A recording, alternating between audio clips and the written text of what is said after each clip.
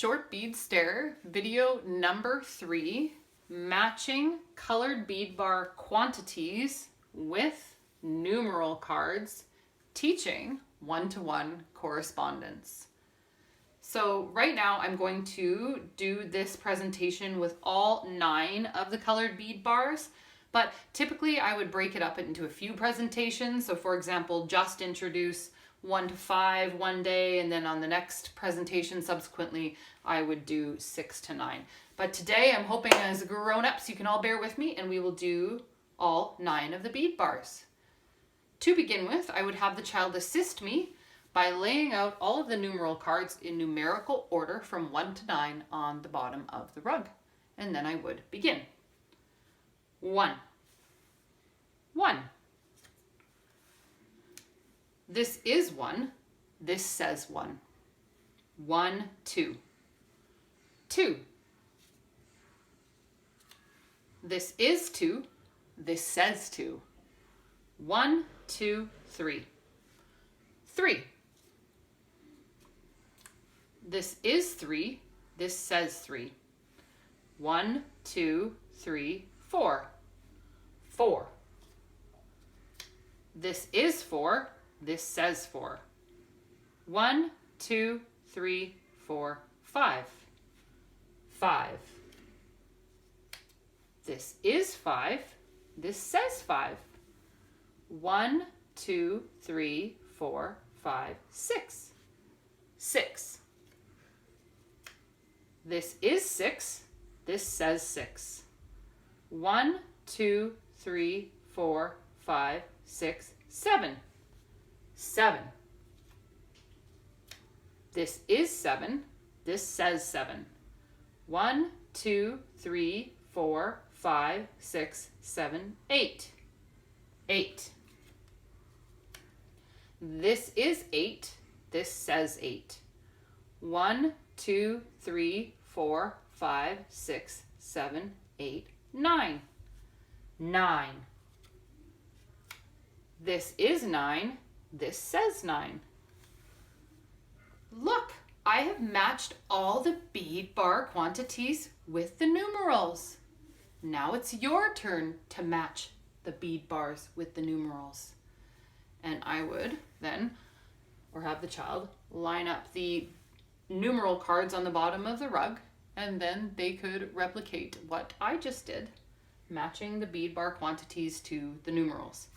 A tip is, if your child is having trouble accurately counting quantities, you need to remind them to make sure that their counting voice and their counting finger are going at the exact same speed.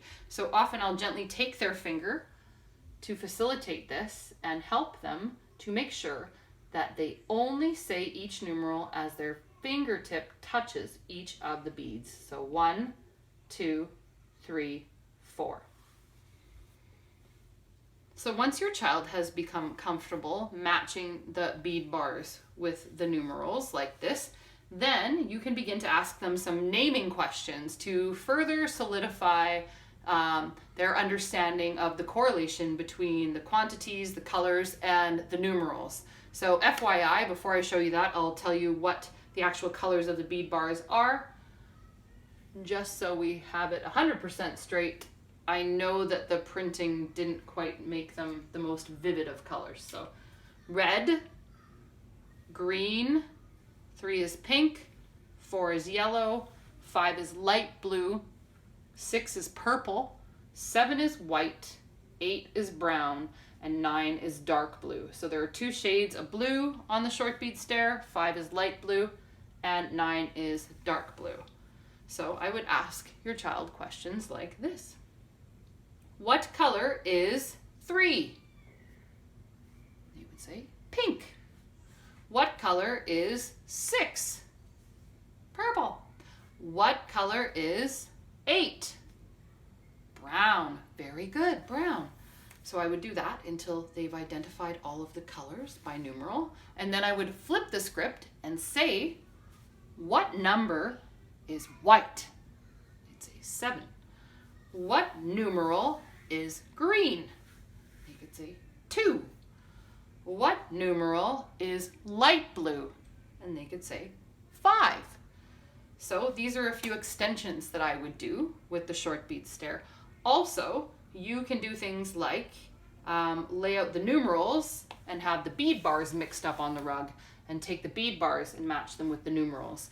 You can lay the numerals out of order along the top and have them match the bead bars, or you can lay the bead bars in or out of order along the top or the side of the rug and have them match the numerals to the bead bars. So many variations on the same activity, again, really solidifying that idea of one-to-one correspondence between quantity and numeral, and also helping them to memorize the colors of each of the bead bars of the short bead stair, which they will implement in many future math lessons. Okay, that's the end of video number 3, short bead stair. Stay tuned for video number 4.